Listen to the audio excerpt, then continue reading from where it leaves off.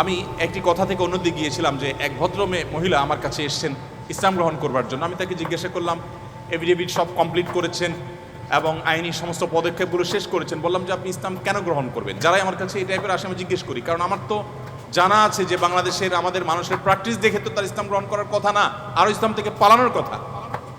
কেন গ্রহণ করেছেন? তো তিনি বললেন, ইসলাম সম্পর্কে আমি বই পড়েছি, এই বই আমাকে প্রভাবিত করেছে। আবার কোনো কোনো ব্যক্তিকে আমি দেখেছি, তাদের ব্যক্তিত্ব দেখে, নিশ্চয়ই সেরকম ব্যক্তিত্ব খুবই কম, দেখে আমি প্রভাবিত হয়েছি। গোটা পৃথিবীতে আপনারা বিশেষ করে পশ্চিমা দুনিয়ার খবর রাখবেন নিশ্চয়ই, সেখানে প্রতিদিন ইসলামে আসা মানুষের সংখ্যা বেড়ে চলেছে এবং পুরুষদের চাইতে মেয়েদের মধ্যে ইসলাম গ্রহণের সংখ্যা অনেক বেশি, প্রবণতা অনেক বেশি। কেন? যেখানে নারী অধিকার নিয়ে এত কথা বলা হয়, নারীদের অধিকার দেওয়ার জন্য এত আয়োজন নেওয়া হয়, এত উদ্যোগ নেওয়া হয়, সেই সমাজে কেন, সেই সমাজের নারীরা কেন ইসলামে আসছে এবং সেখানকার মুসলমানরা কেন ইসলামে আসছে, এই বিষয়টা নিয়ে আমি একটু স্টাডি করার চেষ্টা করলাম। আমার কাছে দুটি জিনিস পরিষ্কার হয়েছে। নাম্বার এক, তারা কোরআন পড়ে। যারাই ইসলামের পথে এসেছে তাদের বেশিরভাগ মানুষ কোরআন পড়ে ইসলামে এসেছে। এবং ওমর রাদিয়াল্লাহু তাআলার কথা আপনারা জানেন, গোটা পৃথিবীর ইতিহাসে প্রবাদ তুল্য শাসকদের একজন, ন্যায় বিচার প্রতিষ্ঠার ক্ষেত্রে দৃষ্টান্ত স্থাপন করা মানুষদের একজন, সে ওমর রাদিয়াল্লাহু তাআলা আনহু। তার ইসলাম গ্রহণের ইতিহাসও আপনারা জানেন। তিনি কিন্তু নবী সাল্লাল্লাহু আলাইহি সাল্লামকে হত্যা করার দায়িত্বে নিয়োজিত হয়ে সে দায়িত্ব পালন করার জন্য যাচ্ছিলেন। প্রতিমধ্যে তিনি তার বোন ভগ্নিপতির কণ্ঠের তেলাওয়াত শুনেছেন। এই ঘটনা বিভিন্নভাবে বর্ণিত হয়েছে, আপনারা জানেন। সেই তেলাওয়াত তাকে এতটা প্রভাবিত করেছে যে তিনি হত্যার পরিবর্তে বরং মুহাম্মদ সাল্লাল্লাহু আলাইহি সাল্লামের কাছে হাত দিয়ে তার হাতে ইসলাম গ্রহণ করেছেন। তার মানে কোরআন সামান্য একটু শোনার পর তার ভিতরে এরকম প্রভাব পড়েছে। আপনাদেরকে আরেকটা গল্প শোনাতে চাই। তোফাইল ইবনে আমর আদ-দুসি একজন বড় মাপের কবি ছিলেন ইয়েমেনের। শুধু বড় মাপের নয়, আমরা জাতীয় কবি বলি, তখনকার জাতীয় কবির কালচার ভাবে ছিল না, যদি থাকতো হয়তো তিনি ইয়েমেনের জাতীয় কবি থাকতেন তখনকার। তোফাইল ইবনে আমর আদ-দুসি, দুস ওনার গোত্রের নাম। উনি যেহেতু বড় সাহিত্যিক এবং কবি ছিলেন এবং সেই সময়ে কবি সাহিত্যিকদের অনেক কদর ছিল, বড় বড় রাজদরবারগুলোতে কবি সাহিত্যিকদেরই পদচারণা সবচেয়ে বেশি ছিল এবং সবচেয়ে বড় পুরস্কারগুলো তারাই জিততেন। প্রশংসা করে রাজাদেরকে বিভিন্ন কবিতা, বিভিন্ন পংক্তি, বিভিন্ন লেখা এগুলো উপহার দিলেই পুরস্কার পেতেন। তো তোফাইল ইবনে আমর আদ-দুসি যেহেতু সাহিত্যিক ছিলেন, ভিআইপি ছিলেন, তিনি মক্কা উমরা করতে এসেছেন। মুহাম্মদ সাল্লাল্লাহু আলাইহি সাল্লাম তখন গোপনে ইসলাম এর দাওয়াত দিচ্ছেন।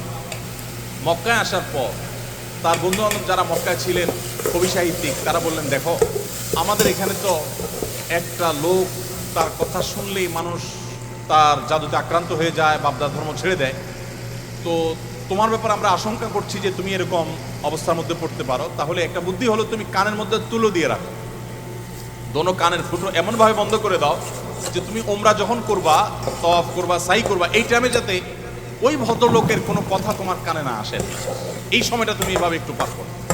তিনি তাদের পরামর্শ অনুযায়ী দোনো কান বন্ধ করে ফেললেন এবং তিনি ওইভাবে কিন্তু উমরার কাজ শেষ করলেন। একটা পর্যায়ে তার মনে হলো যে আমি এত বড় সাহিত্যিক মানুষ, বুদ্ধিজীবী মানুষ, পড়াশোনা করা মানুষ, একটা মানুষ কথা বলবে আর আমি গলে যাব, ভুলভাল বললেও আমি সেটা মেনে নেব, আমি তো এত অর্বাচীন না, আমাকে এত ভয় কেন পেতে হবে? তিনি কানের তুলোটুলো খুলে ফেলে দিলেন এবং এরপর তিনি হারামের কোনো এক জায়গা থেকে কোরআনের কিছু আয়াতের অংশ বিশেষ তার কানে আসলো। আসার পর তিনি সাহিত্যিক মানুষ, বুঝলেন যে এটা তো এই মানের ভাষা, এই মানের সাহিত্য, এটা তো কোনো মানুষের রচনা হতে পারে না, বা এই ধরনের রচনা তো আমি আগে পড়ি নাই, এটা তো একটু ব্যতিক্রম মনে হচ্ছে। তিনি তখন মুহাম্মদ সাল্লাল্লাহু আলাইহি সাল্লামকে অনুসরণ করতে শুরু করলেন। পেয়ে গেলেন আলী রাদিয়াল্লাহু তাআলাকে, সম্ভবত আলীরই তেলাওয়াত শুনেছেন। তখন আলী রাদিয়াল্লাহু তাআলাকে বললেন, দেখো আমাকে তার কাছে নিয়ে যাও, মুশকিল হলো আমার বন্ধু বান্ধবরা দেখলে তো আমার জাত যাবে, বা তারা আমাকে এমন আছে টর্চারও করতে পারে, তাহলে এক কাজ করো, নিয়ে চলো। আলী সামনে সামনে যাচ্ছেন, উনি পিছিয়ে পিছিয়ে যাচ্ছেন।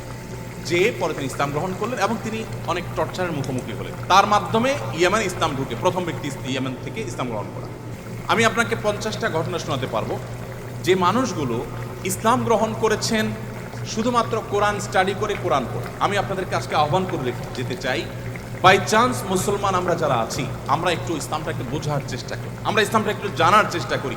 আমরা অনেকে মনে করি কোরআন হাদিস এগুলো হুজুরদের সাবজেক্ট, এগুলো শুধু ওনারা পড়বেন, আমরা শুধুমাত্র হুজুরদের মুখের দিকে তাকিয়ে থাকবো আর শুনবো। আপনি সেই ধর্মের অনুসারী, যে ধর্মের প্রথম নির্দেশ কিন্তু নামাজ পড়া নয়, যে ধর্মের প্রথম নির্দেশ কিন্তু রোজা রাখা নয়, যে ধর্মের প্রথম নির্দেশ হলো ইকরা, তুমি পড়ো। আপনি সেই ধর্মের মানুষ যেই ধর্মে আপনাকে জ্ঞান ভিত্তিক দিন আপনাকে গ্রহণ করতে বলা হয়েছে। আল্লাহ সুবহানাহু ওয়া তাআলা কোরআনে বলেছেন ফাআলাম আন্নাহু লা ইলাহা ইল্লাহ। ইমাম বুখারী রাহমাতুল্লাহ আলাইহি কোরআনের পর সবচেয়ে বড় বিশুদ্ধতম আপনার ব্যাখ্যা গ্রন্থ, সেখানে আল্লাহ রাব্বুল আলামিন যে কোরআনে আয়াতে বলেছেন এর আলোকে ইমাম বুখারী রাহমাতুল্লাহ একটা অধ্যায় রচনা করেছেন। আপনারা জেনারেল ব্যাকগ্রাউন্ডের মানুষ, আপনাদেরকে আমি